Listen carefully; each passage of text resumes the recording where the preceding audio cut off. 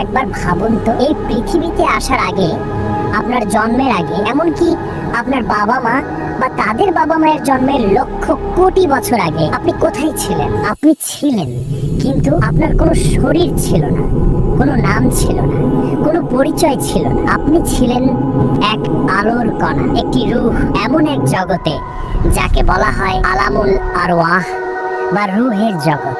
আর সেই জগতেই আল্লাহ সকল রূহকে একত্রিত করে তাদের কাছ থেকে একটি ঐতিহাসিক প্রতিশ্রুতি নিয়েছিলেন। কি ছিল সেই প্রতিশ্রুতি, আর কেনই বা সেই একটি দিনের স্মৃতি আমাদের আজ আর মনে নেই? আসুন আজ আমরা মানব ইতিহাসেরও আগের ইতিহাসে ফিরে যাই। আজ আমরা আমাদের নিজেদের অস্তিত্বের সেই প্রথম অধ্যায়ের কথা জানবো, যা আমাদের এই পৃথিবীর জীবনের ভিত্তি স্থাপন করেছিল। এটি হলো সেই রূহের জগতের পূর্ণাঙ্গ কাহিনী। এই বিশাল মহাবিশ্ব, এই আকাশ, জমিন, ফেরেশতা, সবকিছু সৃষ্টির বহু বহু কাল পরে আল্লাহ মানব জাতিকে সৃষ্টি করার ইচ্ছা করলেন। কিন্তু তিনি প্রথমে আমাদের শরীর তৈরি করেননি, তিনি প্রথমে তৈরি করেছিলেন আমাদের রূহ বা আত্মাকে। হাদিসে এসছে আল্লাহ তাআলা হযরত আদম আলাইহিস সালামের পৃষ্ঠদেশ থেকে তার সকল সন্তানদের রূহকে, অর্থাৎ পৃথিবীর শুরু থেকে শেষ পর্যন্ত যত মানুষ আসবে তাদের প্রত্যেকটি রূহকে ছোট ছোট আলোর কণার মতো করে বের করে আনেন। একবার কল্পনা করুন সেই দৃশ্যটি।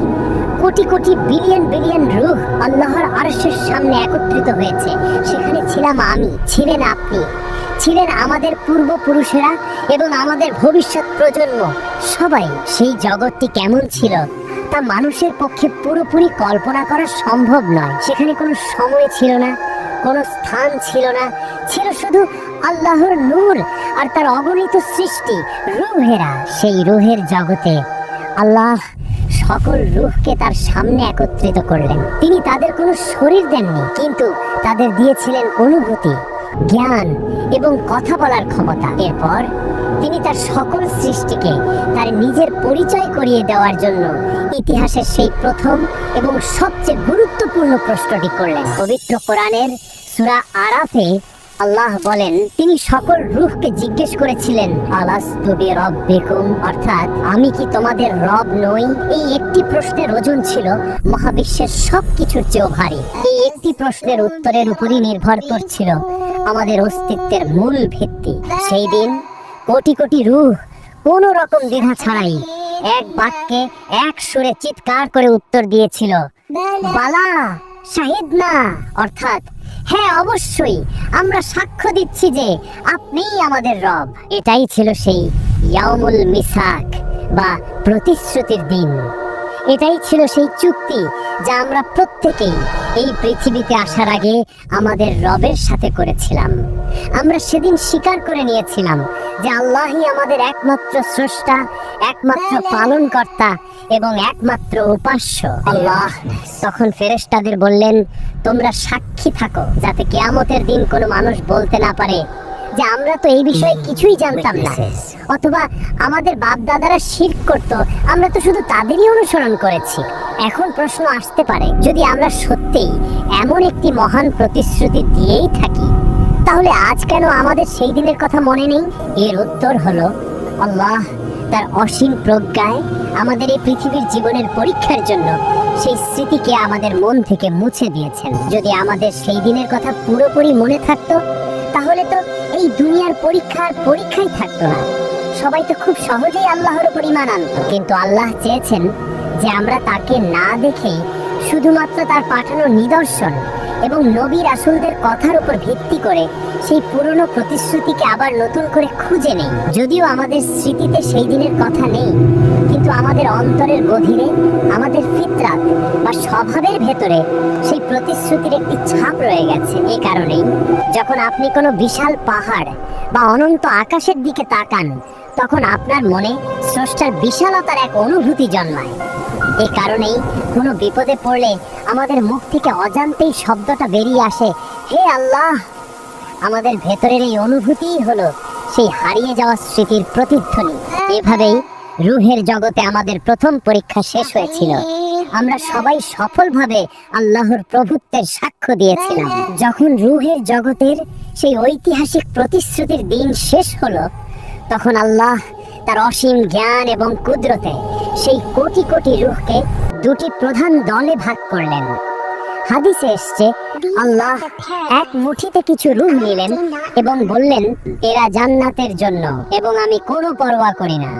এরপর তিনি আরেক মুঠিতে বাকি রূহগুলো নিলেন এবং বললেন, আর এরা জাহান্নামের জন্য এবং আমি কোনো পরোয়া করি না। এই কথা শুনে হয়তো আমাদের মনে প্রশ্ন আসতে পারে, তাহলে আমাদের দুনিয়ার পরীক্ষার আর কি অর্থ রইল? এর উত্তর হলো, আল্লাহ তার পূর্ব জ্ঞান বা ইলমে গায়ব থেকে আগে থেকেই জানতেন যে কোন রূহ দুনিয়াতে গিয়ে তার হুকুম মানবে আর কোন রূহ মানবে না।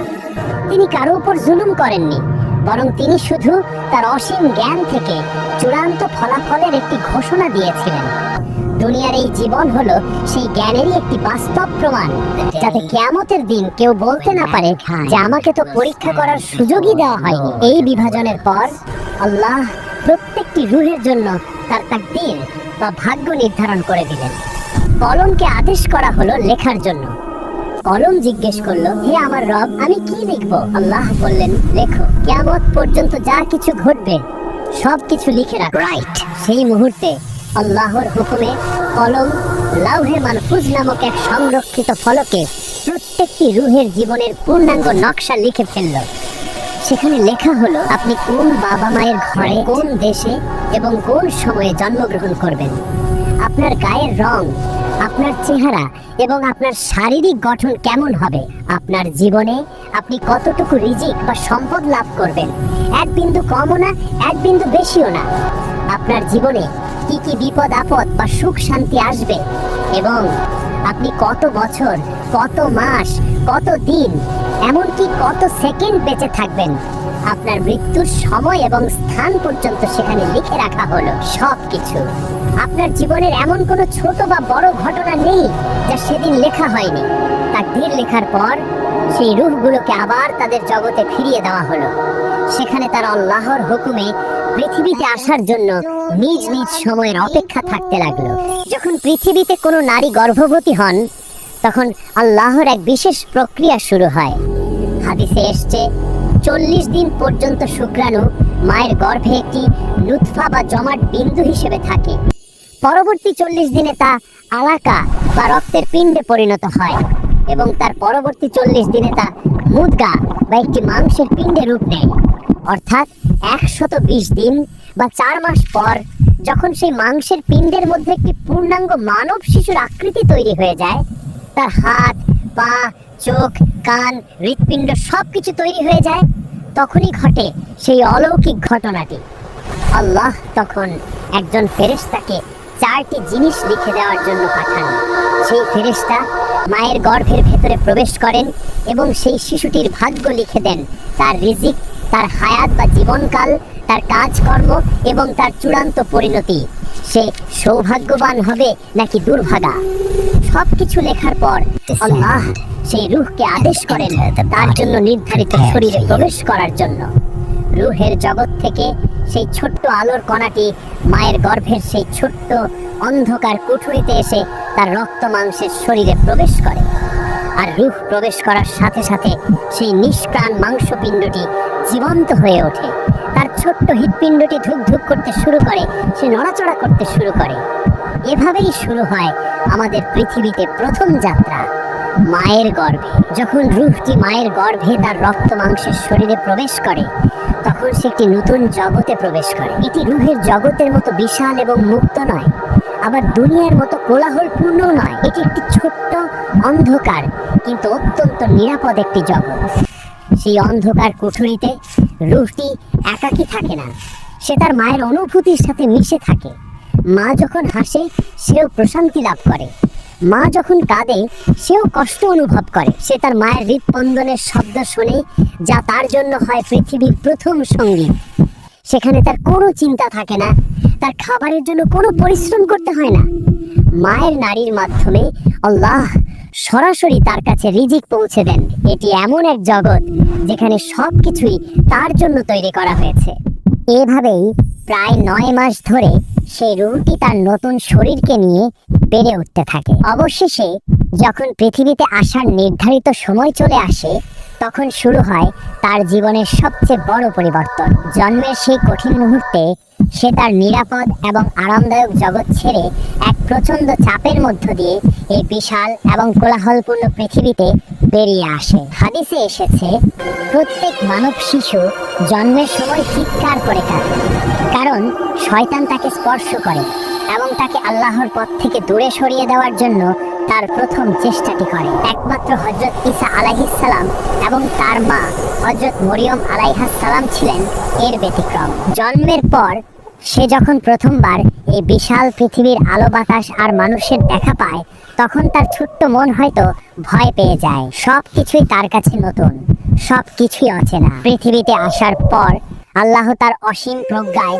সে রুহের উপর বিস্মরণের একটি পর্দা ফেলে দেন। রুহের জগতের সেই মহান প্রতিশ্রুতির কথা, আল্লাহর সাথে করা সেই চুক্তির কথা তার আর কিছুই মনে থাকে না। সে ভুলে যায় যে সে একদিন আল্লাহর সামনে দাঁড়িয়ে বলেছিল, হ্যাঁ আপনি আমার রব। আর এই ভুলে যাওয়াটাই হলো দুনিয়ার এই পরীক্ষার মূল ভিত্তি। শিশু অবস্থায় তার অন্তর থাকে একদম পরিষ্কার, পবিত্র এবং নিষ্পাপ। সে তার ফিতরাত বা স্বভাব অনুযায়ী এক অদ্বিতীয় স্রষ্টার অস্তিত্বকে অনুভব করতে পারে। এই কারণেই শিশুরা প্রকৃতির সৌন্দর্য দেখে অবাক হয়, আকাশের দিকে তাকিয়ে হাসে। কিন্তু সে যখন ধীরে ধীরে বড় হতে থাকে, তখন দুনিয়ার মোহ, তার চারপাশের পরিবেশ এবং তার চিরশত্রু শয়তানের কুমন্ত্রণা তাকে সেই পুরনো প্রতিশ্রুতির কথা থেকে আরো দূরে সরিয়ে নিয়ে যেতে থাকে। কেউ হয়তো ধন সম্পদের মোহে পড়ে তার রবকে ভুলে যায়, কেউ হয়তো ক্ষমতার অহংকারে অন্ধ হয়ে যায়, আবার কেউ হয়তো বাপদাদার ভুল রীতিনীতিকে আঁকড়ে ধরে শিরিক আর কুফরের অন্ধকারে ডুবে যায়। এভাবেই যে রুহটি একদিন আল্লাহর সামনে তার প্রভুত্বের সাক্ষ্য দিয়েছিল, সেই এই দুনিয়াতে এসে তার নিজের স্রষ্টাকে অস্বীকার করতে শুরু করে। কিন্তু আল্লাহ পরম দয়ালু, তিনি তার বান্দাকে এভাবে হারিয়ে যেতে দেন না। তিনি মানুষকে তার সেই পুরনো প্রতিশ্রুতির কথা স্মরণ করিয়ে দেওয়ার জন্য যুগে যুগে ব্যবস্থা করেছেন। তিনি আমাদের চারপাশে এমন সব নিদর্শন ছড়িয়ে দিয়েছেন যা একজন চিন্তাশীল মানুষকে তার স্রষ্টার কথা মনে করিয়ে দেয়। এই বিশাল আকাশ, এই সূর্য চন্দ্র, এই পাহাড় পর্বত, এই সাগর মহাসাগর, সবকিছুই এক মহান কারিগরের অস্তিত্বের সাক্ষ্য দেয়। যখন মানুষ পথভ্রষ্ট হয়ে যায়, তখন আল্লাহ তাদের মধ্য থেকে নবী ও রাসূলদের পাঠান। তারা এসে মানুষকে আবার সে এক আল্লাহর পথে আহ্বান করেন। তারা মনে করিয়ে দেন, হে মানুষ, তোমরা তো তোমাদের রবের সাথে একটি চুক্তি করে এসেছিলে, তোমরা সেই চুক্তির কথা ভুলে যেও না। আল্লাহর নবী রাসূলদের উপর আসমানি কিতাব নাযিল করেন, যেমন তাওরাত, জাবুর, ইনজিল এবং সর্বশেষে পবিত্র কুরআন। এই কুরআন হলো সেই প্রতিশ্রুতির এক জীবন্ত দলিল, যা আমাদের বারবার স্মরণ করিয়ে দেয় আমাদের আসল পরিচয় কি এবং আমাদের চূড়ান্ত গন্তব্য কোথায়। এভাবেই আল্লাহ আমাদের ভুলে যাওয়ার পরেও বারবার আমাদের স্মরণ করিয়ে দেওয়ার সুযোগ করে দেন। রুহের জগতের এই পূর্ণাঙ্গ কাহিনী আমাদের এটাই শিক্ষা দেয় যে আমাদের এই দুনিয়ার জীবন আর কিছুই নয়। রুহের জগতে আমাদের রবের সাথে করা সেই প্রথম প্রতিশ্রুতিকে প্রমাণ করার একটি পরীক্ষা ক্ষেত্র মাত্র। আমরা সেই প্রতিশ্রুতির কথা ভুলে গেছি, কিন্তু আল্লাহ ভোলেননি। তিনি আমাদের পরীক্ষা করার জন্য আমাদের এই দুনিয়াতে পাঠিয়েছেন এবং আমাদের পথ দেখানোর জন্য পাঠিয়েছেন কুরআন ও রাসূল। এখন সিদ্ধান্ত আমাদের, আমরা কি আমাদের সেই প্রথম এবং শেষ পরীক্ষার জন্য নিজেকে প্রস্তুত করব, নাকি দুনিয়ার মোহে পড়ে আমাদের সেই আসল পরিচয়কেই ভুলে যাব? যদি রুহের এই অবিশ্বাস্য সফর এবং তার চূড়ান্ত পরিণতির কাহিনী আপনার হৃদয়কে স্পর্শ করে থাকে এবং আপনাকে আপনার জীবনের উদ্দেশ্য সম্পর্কে ভাবতে সাহায্য করে, তাহলে ভিডিওটিতে একটি লাইক দিন এবং আপনার প্রিয়জনদের সাথে শেয়ার করে এই গুরুত্বপূর্ণ জ্ঞানটি ছড়িয়ে দিন। আমাদের চ্যানেলটি সাবস্ক্রাইব করে ইসলামের এমন আরো গভীর এবং শিক্ষণীয় কাহিনী জানার জন্য আমাদের সাথেই থাকুন।